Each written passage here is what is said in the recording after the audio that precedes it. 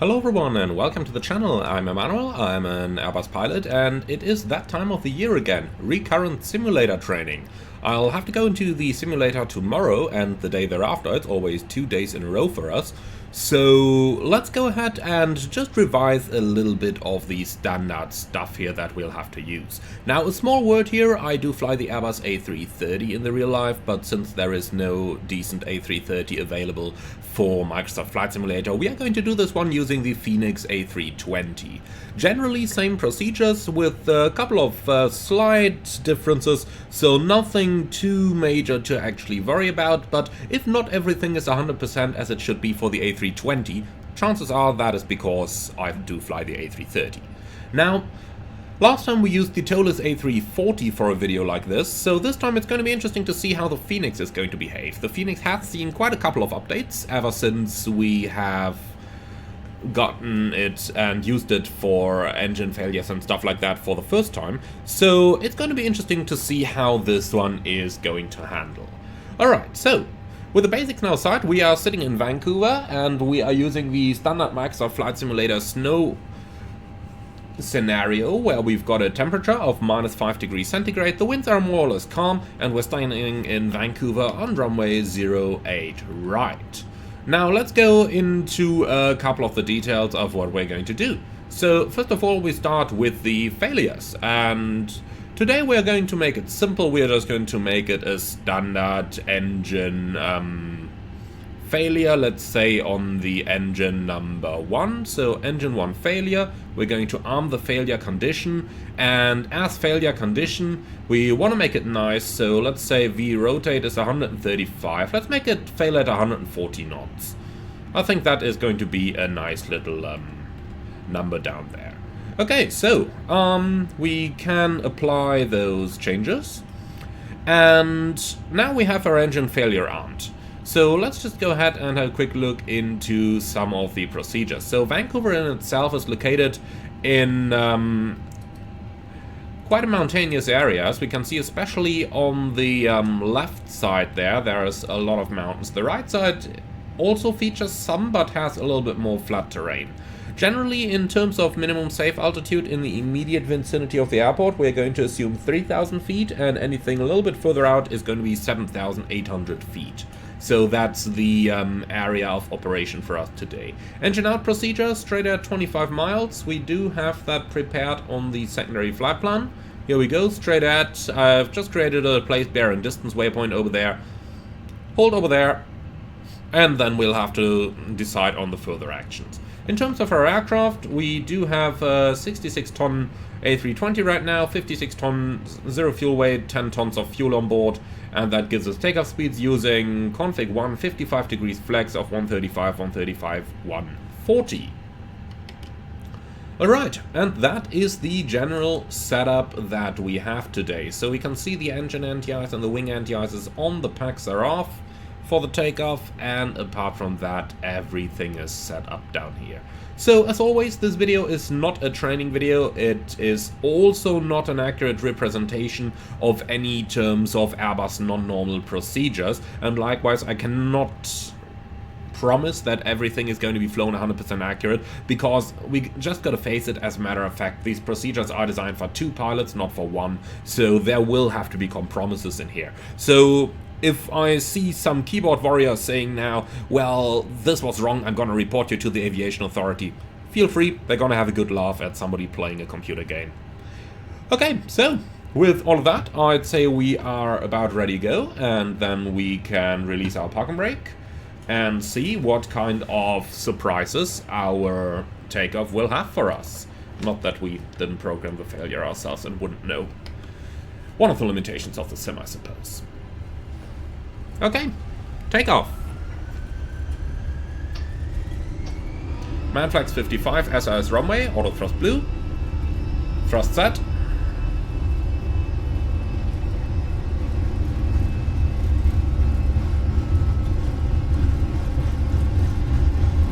knots, checked.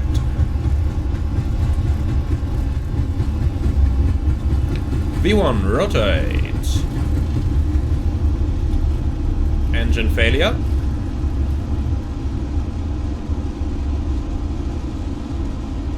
Positive climb. Gear up. Enough. Checked.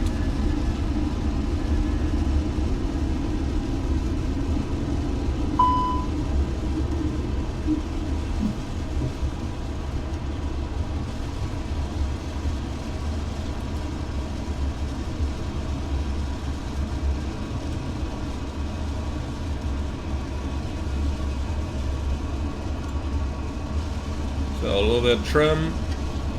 Autopilot 1. Full heading. Heading.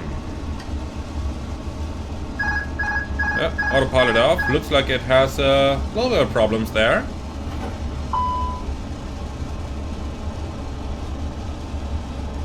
Okay, number 1 is going down. We'll give that one more try. Autopilot. Doesn't work. Okay. Plane is not really climbing well, so let's go toga. Okay. Well, in that case, autoflight, autopilot off. Yeah, that is known. Clear autoflight.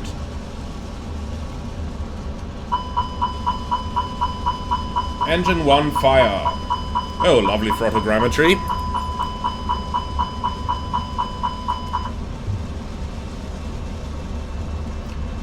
Okay. Engine 1 fire. ECAM actions. Thrust lever 1, idle. Confirm. Thrust lever 1, confirmed. Idle.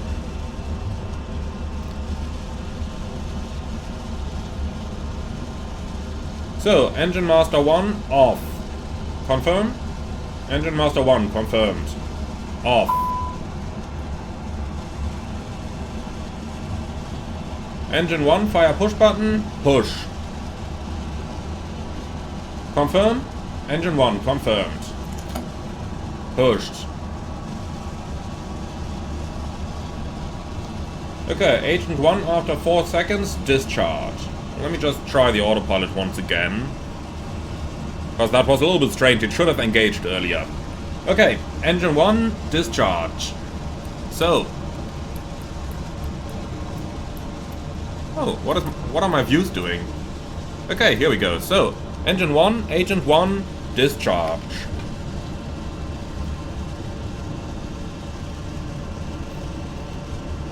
Okay, looks like the fire is out. That's the engine secured. Okay, we're above the acceleration altitude, so push to level off.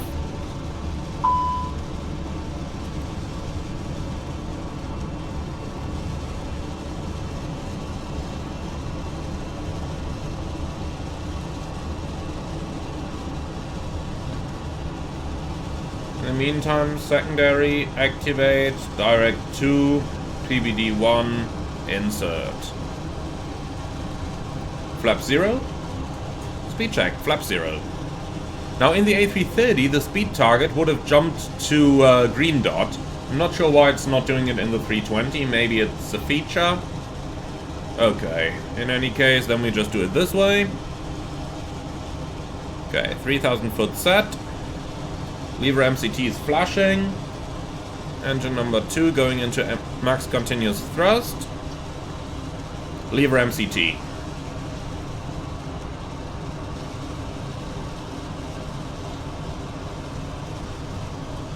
Speed all-star. So let's just give ourselves a little bit of margin here. Set green dot speed. Nope, not yet. I'm not sure why nav mode doesn't come on. A little bit bugged it seems. Okay, so we are gonna do a right-hand turn onto the downwind here.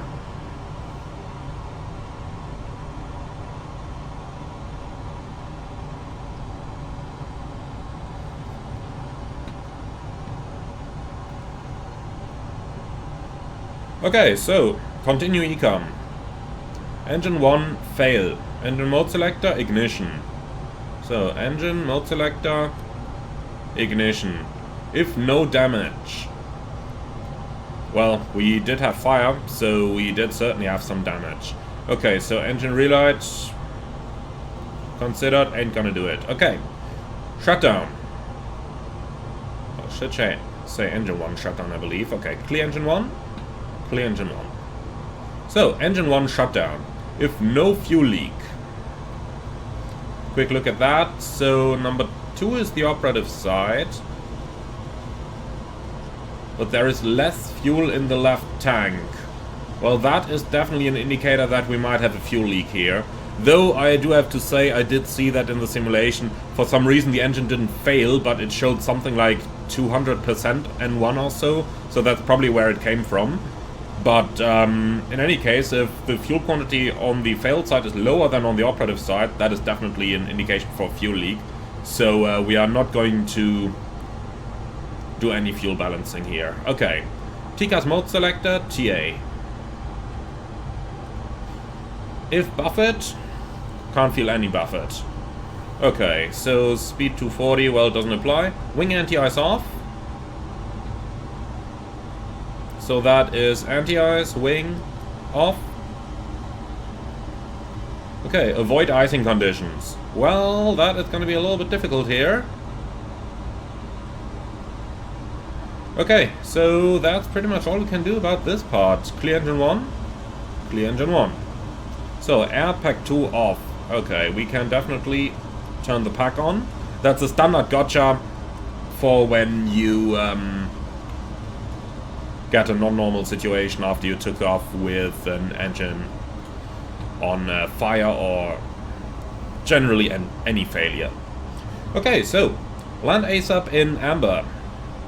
And then we have the bleed page, and on there we've got shutdown of the number 1 pack, and it's isolated from the engine bleed. Okay, clear bleed.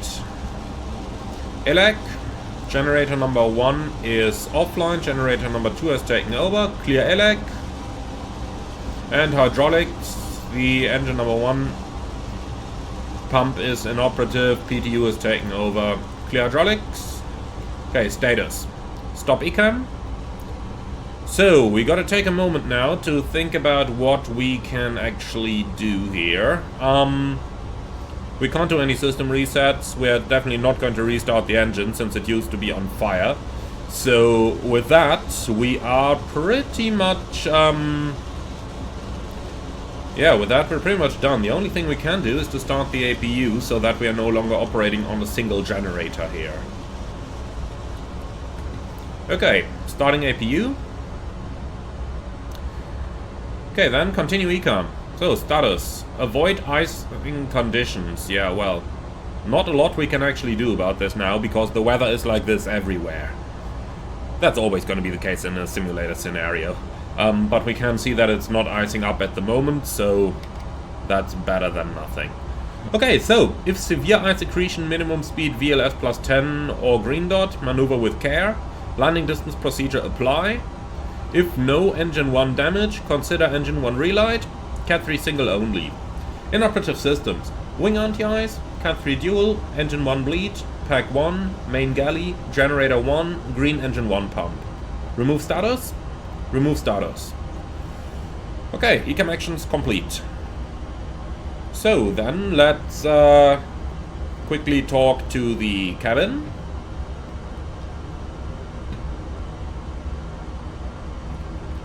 Purser to interphone, purser to interphone. Hi, I'm Moritz here.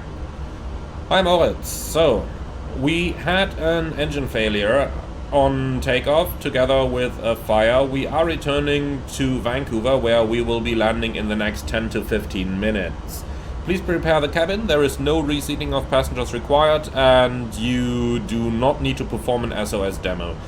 The fire is extinguished, so we will not evacuate after landing. Okay, that's all. Copy. Thank you, Captain. Alright, thank you. We've got 10 minutes. Thank you. So, the cabin is dealt with. Then, let's go ahead and prepare the airplane for the approach.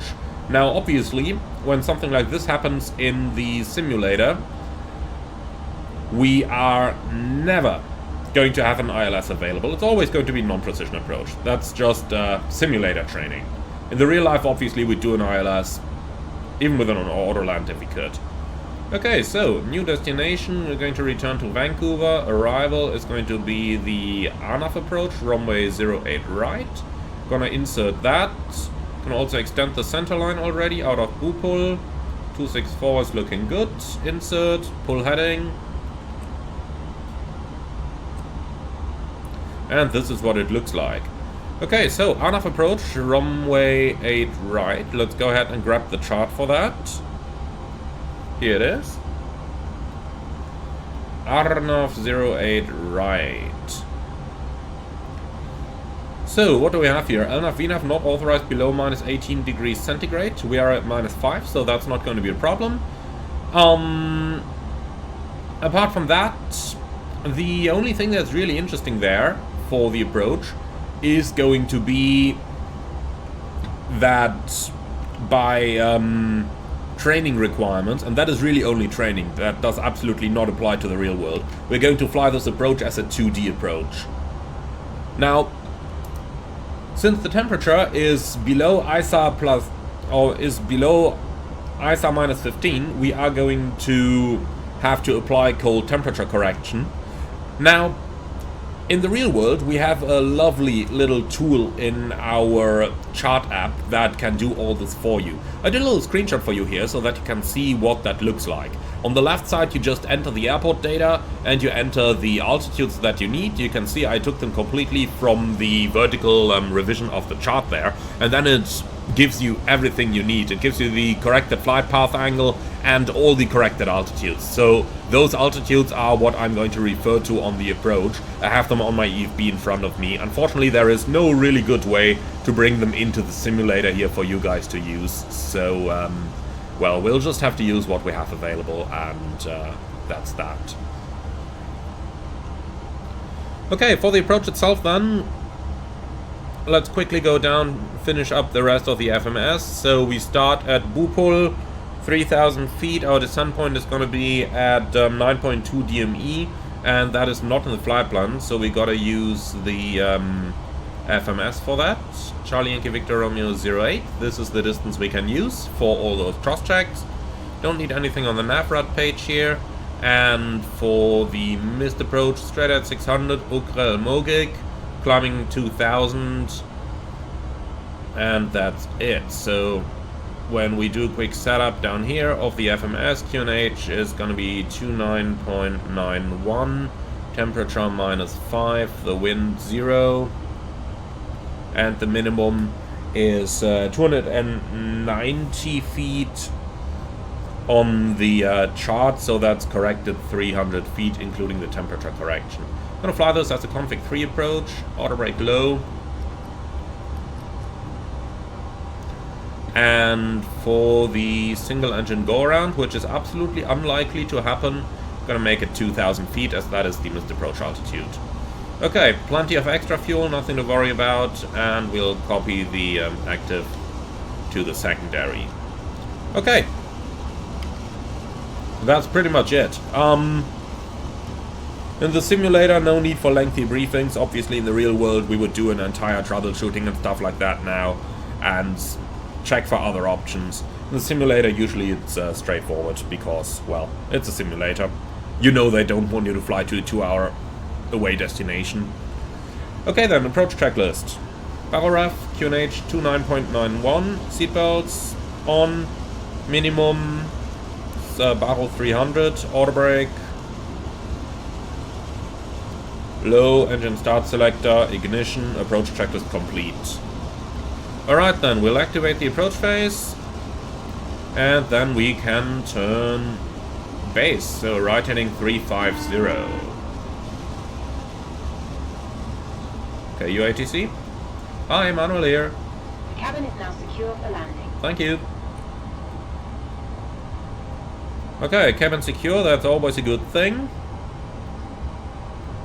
So, a couple of things here. If you remember our cold temperature correction chart, then you can see that we are meant to start the approach at 3,230 feet. Now, we are still going to use the published descent point over there. So from 3000, since that is where air traffic control cleared us to, that means we don't start the descent at 9.2 miles. Instead, we're going to start it at 9 miles, and that's going to be fine. So at this point, the instructor would tell you, or rather a little bit earlier, before you set the approach up, the instructor would tell you how they want you to fly the approach. Just a quick thing here. Severe ice detected, wing anti-ice on. Okay, well, wing anti-ice is inoperative, we can't turn it on, so clear severe ice. Clear severe ice. So then, if severe ice accretion, minimum speed VLS plus 10. In other words, the approach, well, VLS plus 10, 151. And we can always use a little extra there. Let's make it 156. Okay.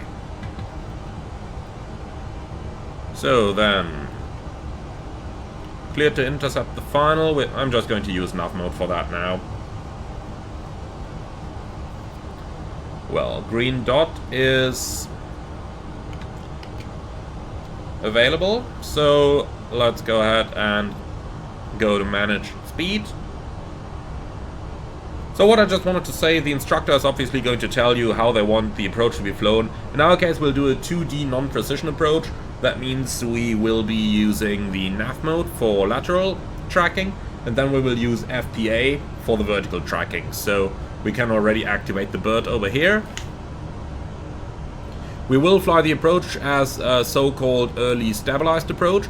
That means by the time we start our descent, we want the aircraft to be in full landing configuration, so that we can really focus on the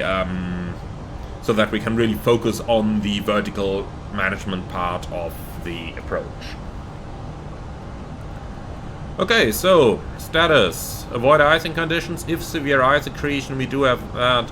Minimum speed VLS plus 10 or green dot. Maneuver with care. Landing distance procedure. Yeah, we've all done that. Okay, clear stuff. Good.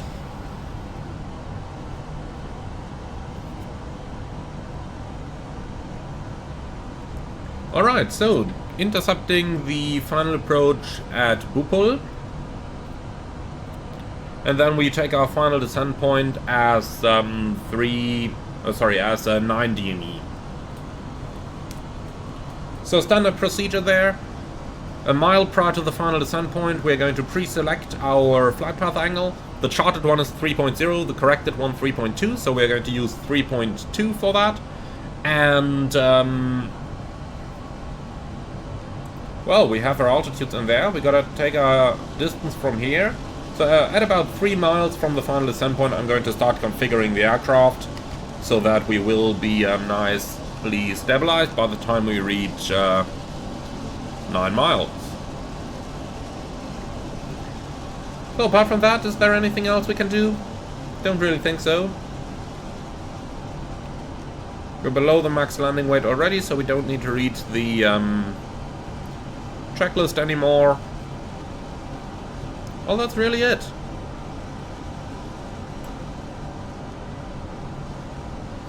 Okay, that brake should not have gone down now. That should have stayed in 3000.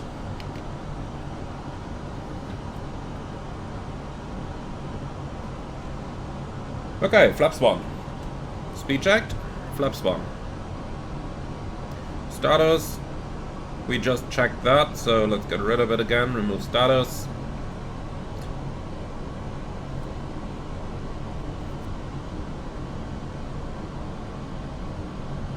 Flaps 2. Speed checked. Flaps 2.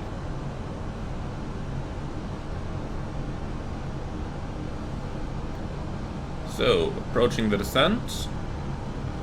Gear down. And the FPA is 3 selected. 0.3 miles prior to the descent point, we are going to pull FPA. Flaps 3. Speed check. Flaps 3. Okay, 9.3 miles. FPA.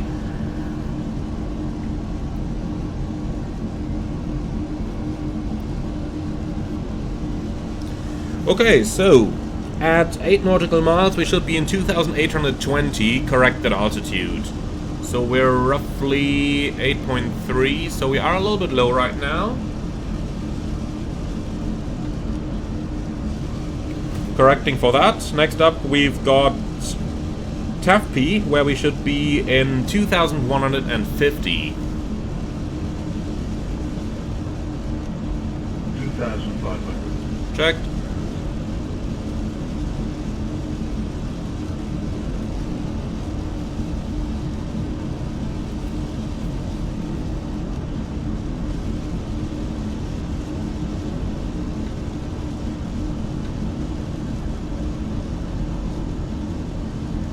So, approaching TAFP, should be in 2150.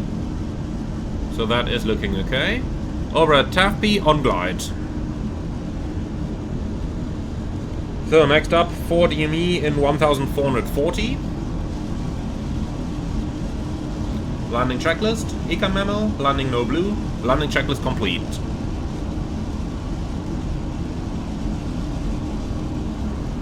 Okay, at 5 miles we don't have a checkpoint, but we can just add 300, so basically 1740 is roughly where we should be. So we are more or less on glide.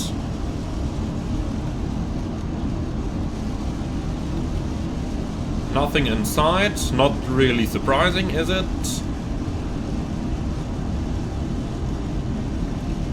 Okay, so then 4 nautical miles, 1440 on glide. Next up, 3 miles is gonna be 1100. So now it's literally just comparing the distance and the altitude, making sure that we are stabilized on the way down. So, 3 miles on glide. 2 miles, 770. 1,000. Checked.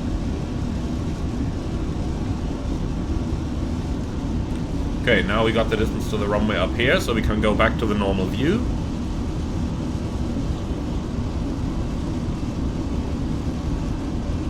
Two miles on glide. I love it how easy it is to fly a non-precision approach with the Airbus. Okay, 1 mile is gonna be in 420.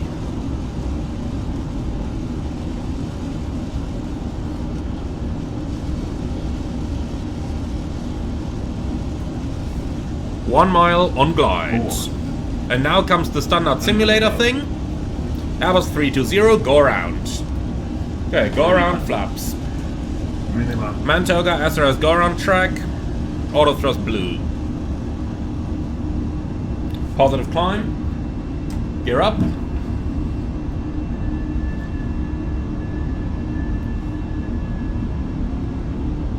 Nav.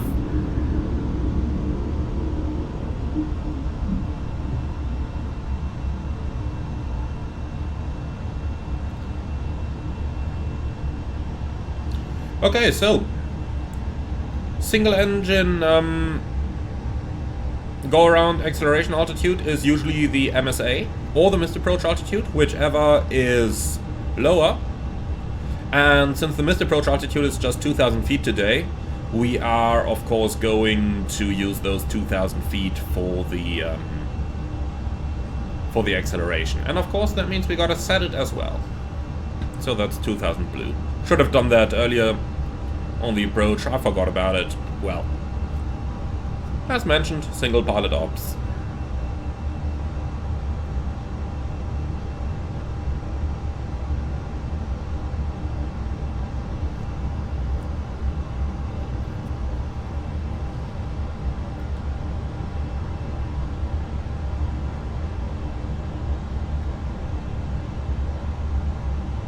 All stop.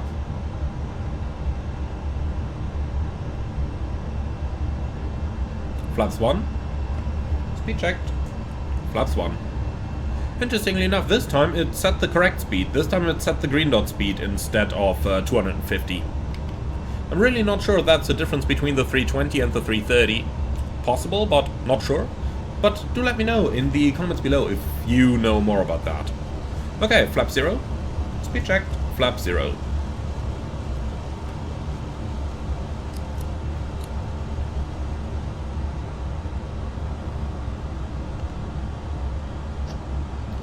Speed. Auto thrust. Okay, turn right, heading 260, climb maintain 3000, prepare for another on-off approach.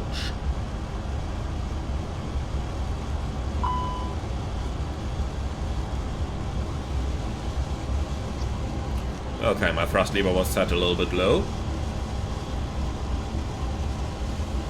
First MCT, open climb, alt 3000 blue. Okay then, let's set up for another on-off here. It's in already, so all we gotta do is extend that center line.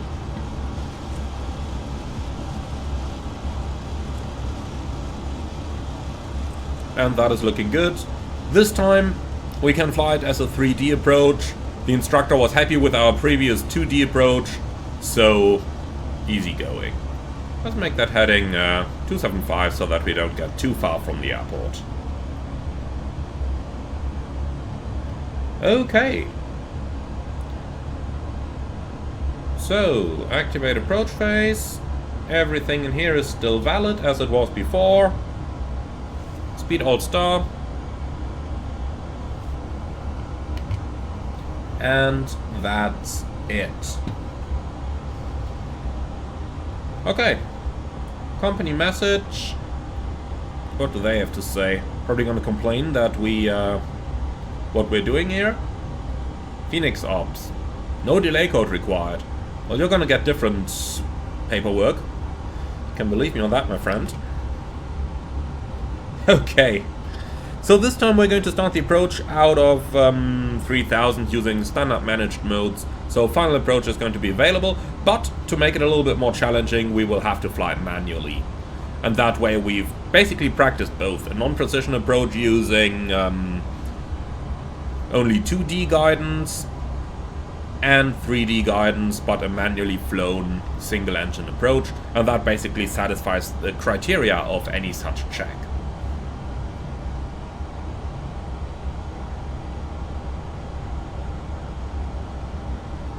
Okay, so at 9.2 miles we gotta join the final.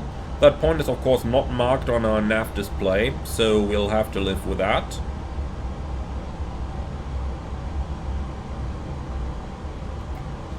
But I'm wondering why the brick didn't work earlier on, because that... I guess it's because the 3-degree glide slope is missing beyond TAF-P. It probably thinks TAF-P is the FAF.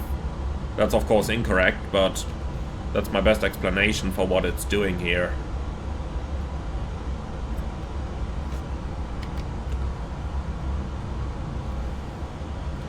Another little fun fact over here.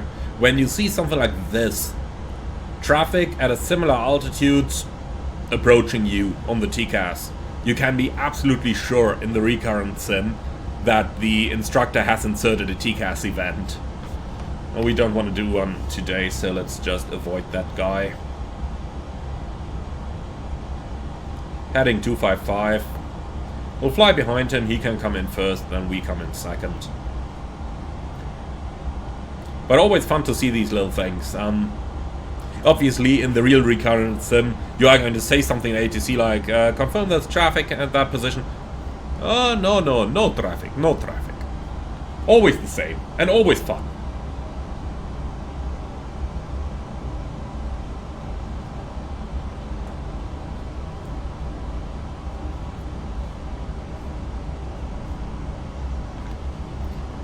Okay, apart from that, anything else we can do?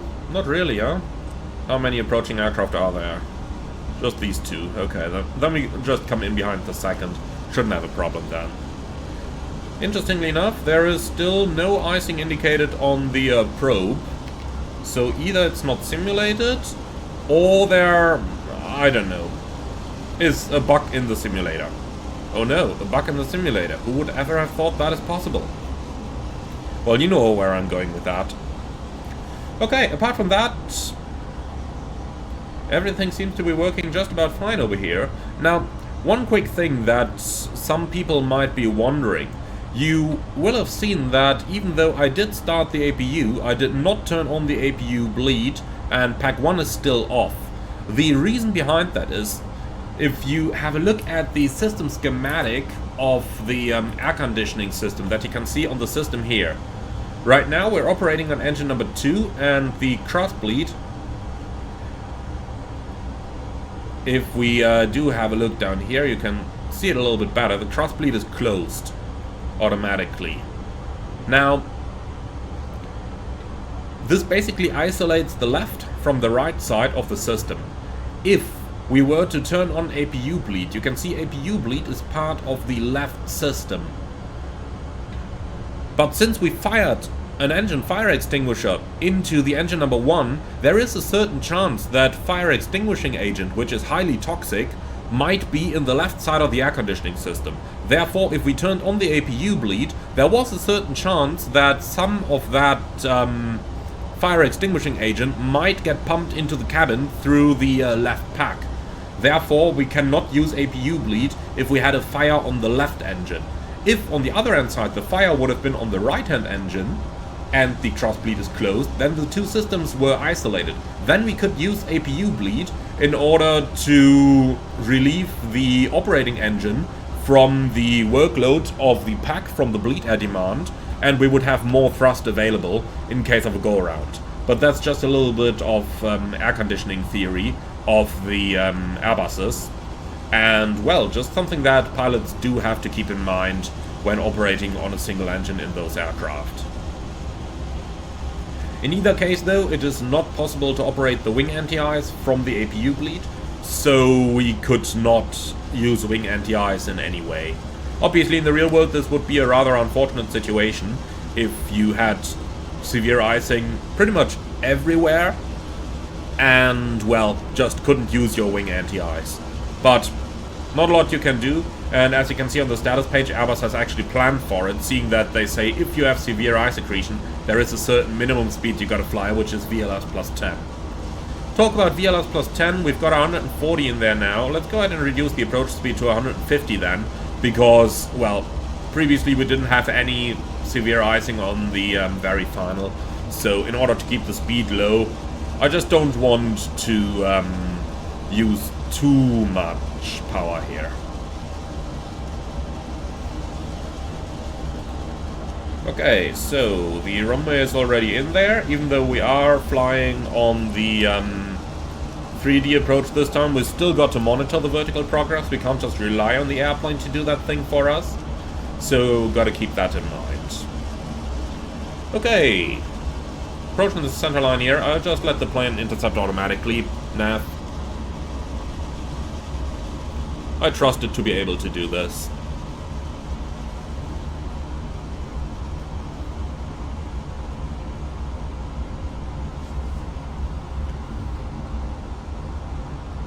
Quick look at the fuel system now, by the way.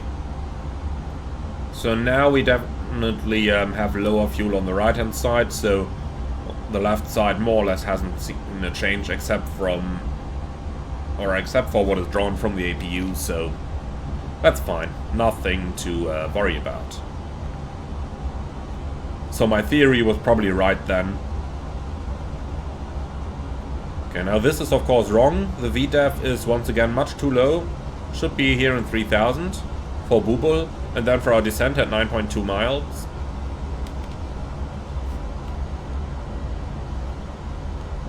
I have a feeling we just have to fly another 2D approach because VDEF doesn't work.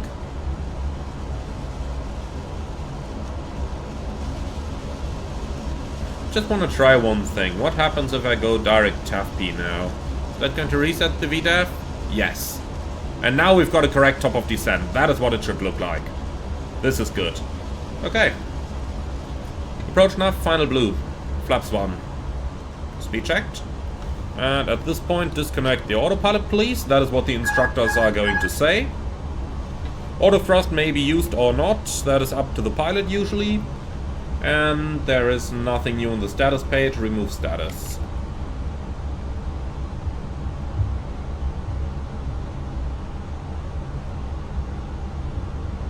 So this time we're going to fly it as a decelerated approach in order to make things a little bit more challenging. You can see as the engine spools up, you really got to apply some counteracting rudder.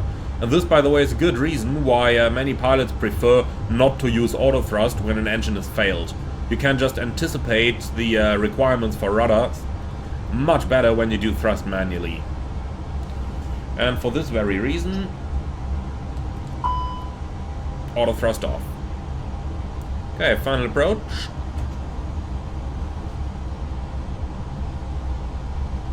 Go around altitude 2000 set.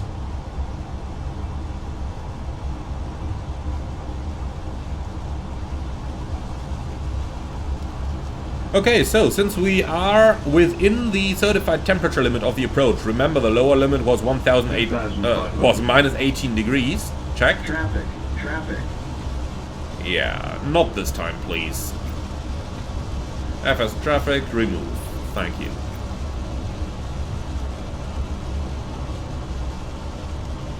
Okay, gear down.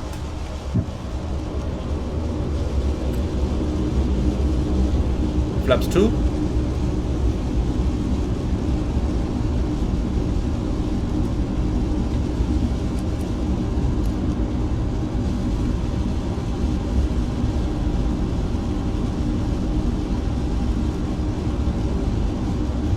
Flaps 3. Speed check, flap 3. Landing checklist, ECAM memo, landing no blue, landing checklist complete. So this time, since we are within the certified temperature envelope of the approach and using the final approach mode, we are actually flying a little bit too low. Of course, within the acceptable tolerances of the approach, but this time we don't have the temperature correction there. So while the airplane thinks we are flying a 3-degree approach, in reality we're probably more going to fly a 2.8 degree approach on this one.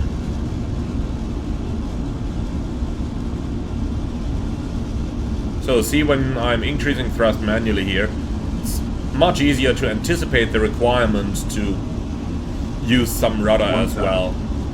So checked, and we're all stable.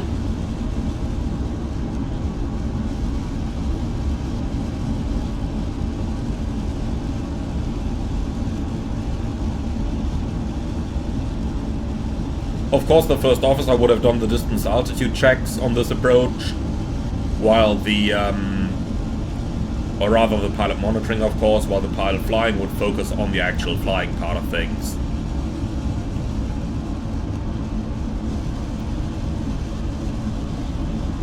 So, dear weather, don't disappoint me with the minimum now, please. Gotta break clear of the clouds any moment, and I just hope that the snow shower isn't going to completely, make the runway invisible. 400 above. Checked. Yeah, approach lights in sight. Awesome. 300.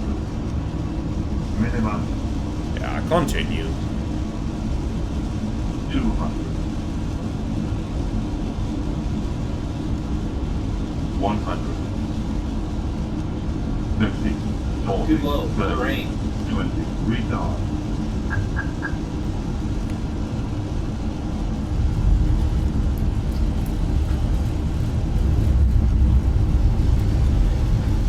Okay, spoiler reverse green decel.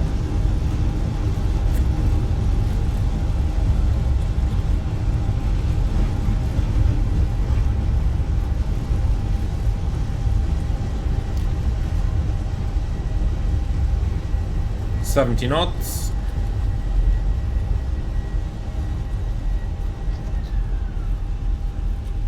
Manual brakes, bring it to a stop on the runway. And that marks the end of the exercise. Now, needless to say, the approach, well, the visibility on the approach was a little bit poor. Now, of course, in the real world would have been a go-around, but since it wasn't the purpose of the exercise to make a second go-around here, I decided to continue for a landing as we could see the approach lights, we knew where the runway was. Obviously a simulator-related decision. Alright.